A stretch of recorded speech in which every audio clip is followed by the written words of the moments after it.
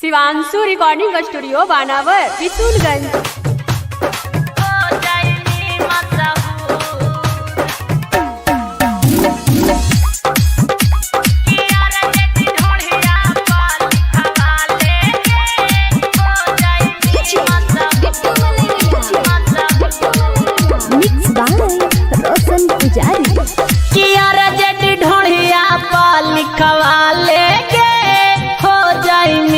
सहूर किला लटेन जो बना पर परवाले के हो जाई मी मशहूर, हो जाई मी मशहूर के पागली हो जाई मी मशहूर किला लटेन जो बना पर परवाले के हो जाई मी मशहूर किया रे ढोढ़िया पर लिखवाले के हो जाई मी मशहूर।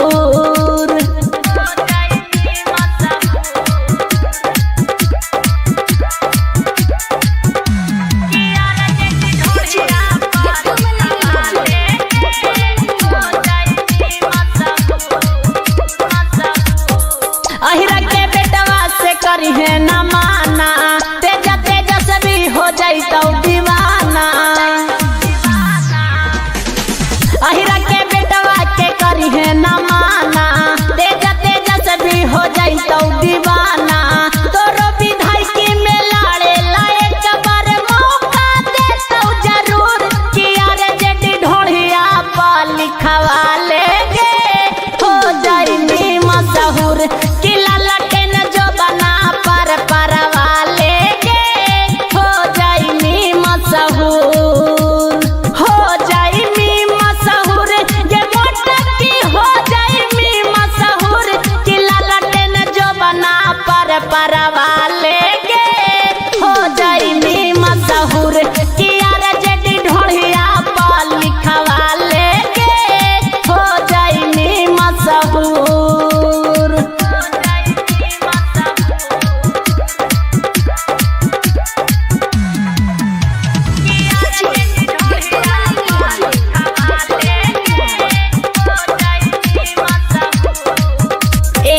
रोशन पुजारी करे लगतो इंतजार गे, जाने जे लगतो पगली यूपी और बिहार गे।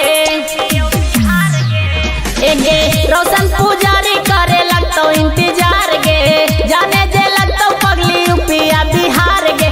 रितेश दीवाना के बतिया पगली मानी लिहा जरूर किया रे जेडी ढोढ़िया पर लिखवाले के हो जाई मी मशहूर किला लटेन जो बना पर परवाले के हो जाई मी मशहूर, हो जाई मी मशहूर सवार की हो जाई मी मशहूर किया रे जेडी ढोढ़िया पर लिखवाले के हो जाई मी मशहूर किला लटेन जो बना पर परवाले के हो जाई मी मशहूर।